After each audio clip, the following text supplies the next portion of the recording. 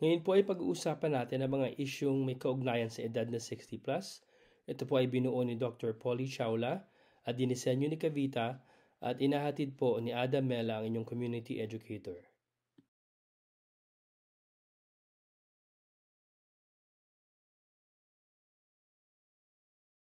Ang mga taong nasa hustong gulang na higit na 60+ ay kumakatawan sa isa sa pinakamabilis na lumalagong mga demograpikong grupo.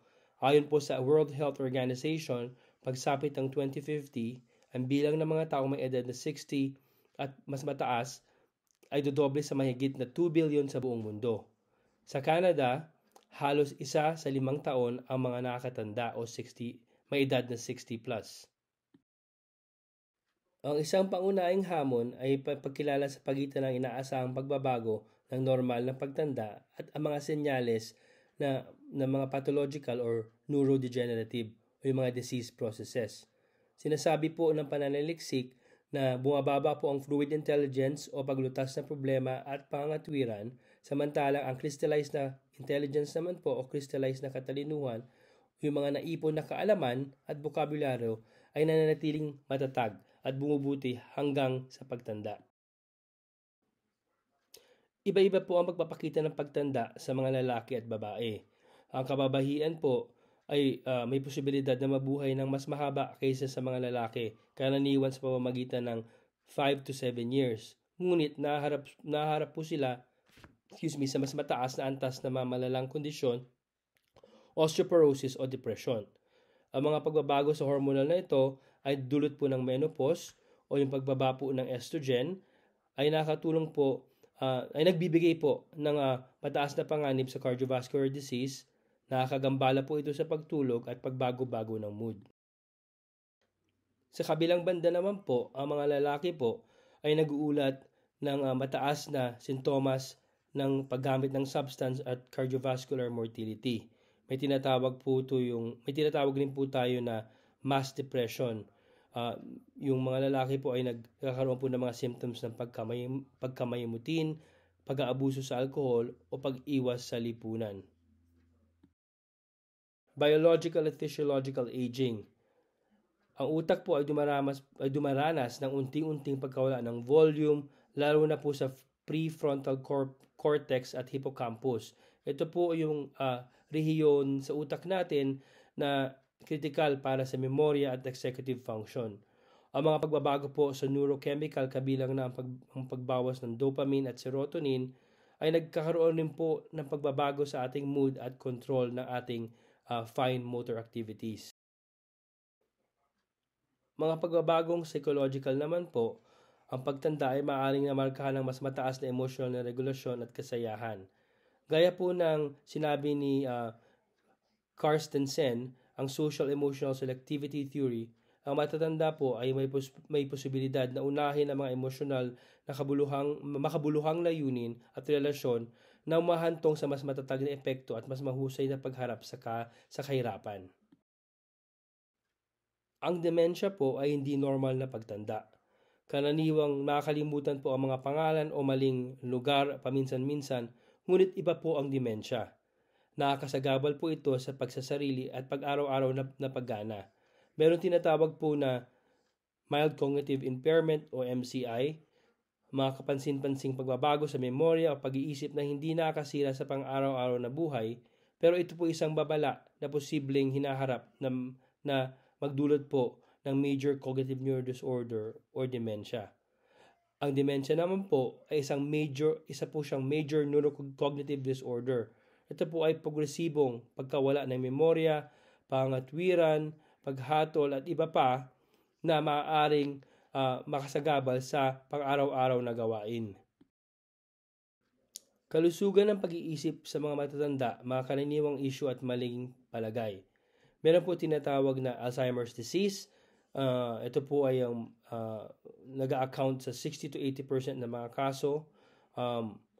Meron naman po tinatawag na vascular dementia. Ito po yung dulot ng pagbabawas ng daloy ng dugo sa utak at kadalasan po itong nangyayari post-stroke. Lewy body dementia naman po ay yung mga may kasamang visual na guni-guni, Parkinsonism o mga pagbabago sa paggalaw at matinding pagbabago sa atensyon at frontotemporal dementia. Nakaka-apekto po ito sa pag-uugali at wika ng hinggit pa sa memorya. Ang depresyon ay hindi may iiwasang bahagi ng pagtanda.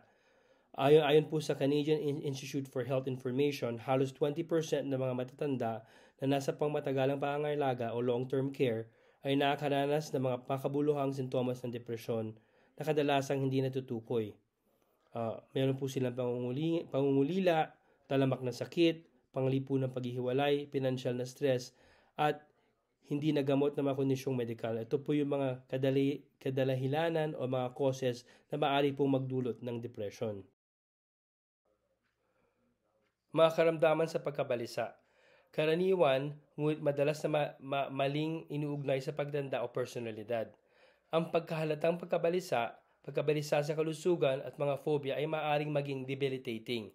Maaaring mapansin ng mga tagapagturo ng komunidad ang mga palatandaan na tulad ng labis sa pag-aalala, hindi pagkatulog o pag-igting ng kalamnan.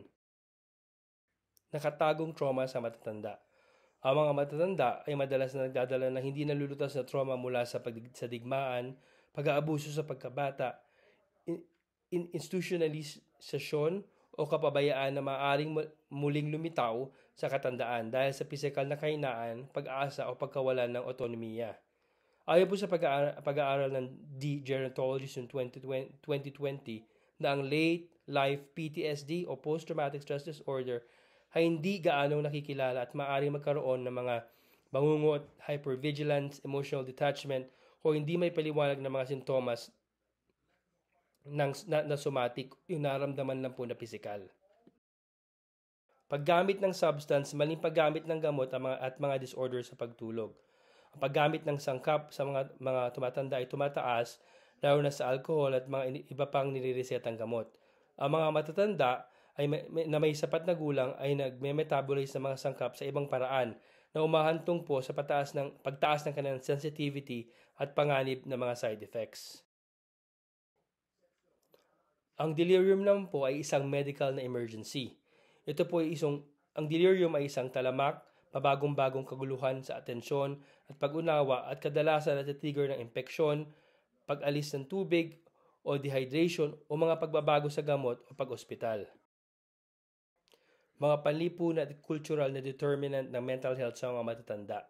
Ang pagtanda ay nangyayari sa loob ng interpersonal, kultura at sistematikong konteksto. Ang kalungkutan at panlipunang paghihiwalay ay kabilang sa mga pinakamakapangyarihang tagahula ng morbidity at maagang pagkamatay sa mga matatanda na maaari pong maihambing natin sa paninigarilyo at labis na katabaan. Po yung mga pamamaraan natin o mga strategies sa kayusan ng pag-iisip. Ang CBT para sa late life depression at pagkabalisa ay nagpapakita po ng malakas na bisa. Problem solving therapy, reminiscence therapy, lalo ito po ay kapikipakinabang po sa dementia. Napapabuti po ito ng pagkakakilanlan at kahulugan.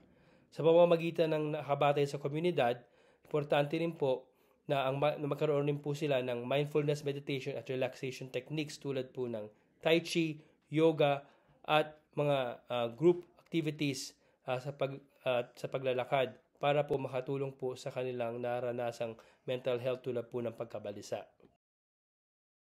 Pagsulong ng mental well-being sa pagtanda. Ang anim na dimensyon ng mental wellness na modelo ni Riff ay yung pagtanggap sa sarili, mga positibong relasyon, autonomy, pangkapaligiran na mastery, layunin sa buhay at personal na paglago. Konklusyon. Ang pagtanda ay hindi isang diagnosis. Ito po ay isang yugto ng buhay na puno ng katatagan, paglago at pagbagay. Sa pamamagitan po ng pagkilala sa mga senyales ng pagkabalisa o anxiety o mga iba pang hamon sa edad, maaari po nating mataguyod ang maagap na pangangalaga sa kalusugan ng pag-iisip at mabago po ang tinatawag na mga challenges na nararamdaman ng pagtanda. Para po sa mga libreng serbisyo sa pagpapayo, mangyari po mag-email po sa freepsychologicalcounseling@ucca.ca o freepsychologicalcounseling@ucca.ca. Maraming salamat po sa inyong pakikinig at sana po ay may natutunan po tayo ngayon.